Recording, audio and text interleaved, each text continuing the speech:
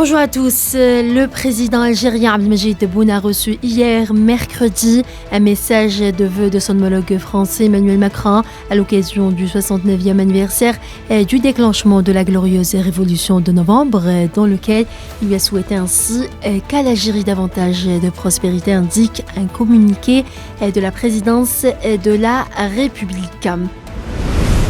En Palestine occupée, 8850 Palestiniens sont tombés aux martyrs et plus de 23 000 ont été blessés depuis le début de l'agression sioniste contre les Palestiniens à Gaza et en Cisjordanie occupée, a annoncé le ministère palestinien de la Santé, indiquant que 73% des martyrs étaient des enfants, des femmes et des personnes âgées.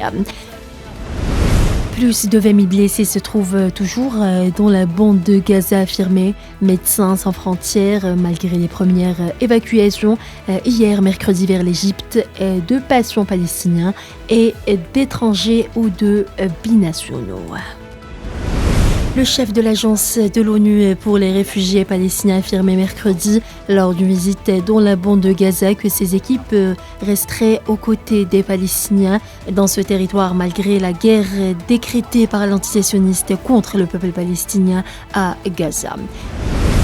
L'Argentine a condamné hier le bombardement à 2 reprises par l'entité sioniste du camp palestinien de Jabalia dans la bande de Gaza, qui a fait des dizaines de martyrs.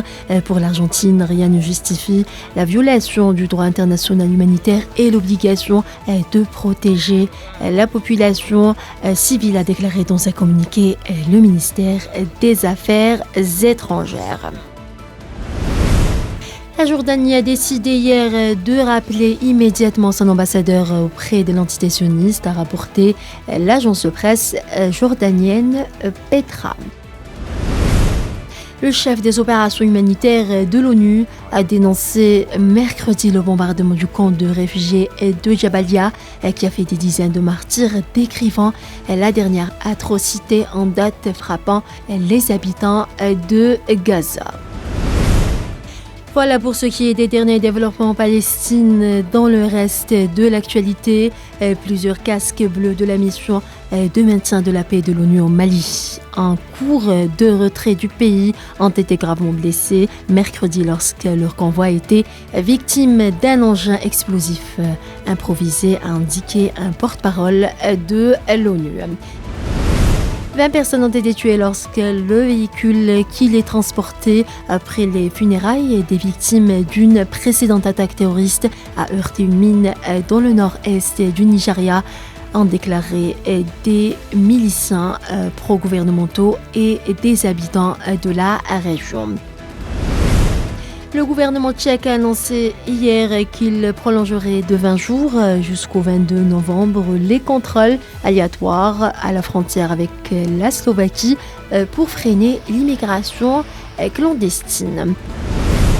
Le gouvernement mexicain a annoncé un plan d'aide de 3,5 millions de dollars pour Acapulco, la célèbre station balnéaire dévastée par un ouragan de force 5 dont les habitants s'organisent face à l'insécurité.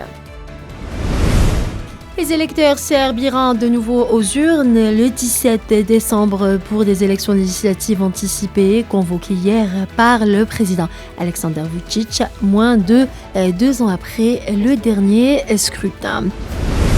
Et puis, le Conseil de l'instance supérieure indépendante pour les élections en Tunisie a décidé mercredi de proroger les délais de dépôt des candidatures aux élections locales du 2 au 6 novembre courant, et ce pour permettre aux candidats de compléter leur dossier. Voilà, c'est la fin de ce bulletin d'information. Merci à vous tous de l'avoir suivi et à demain.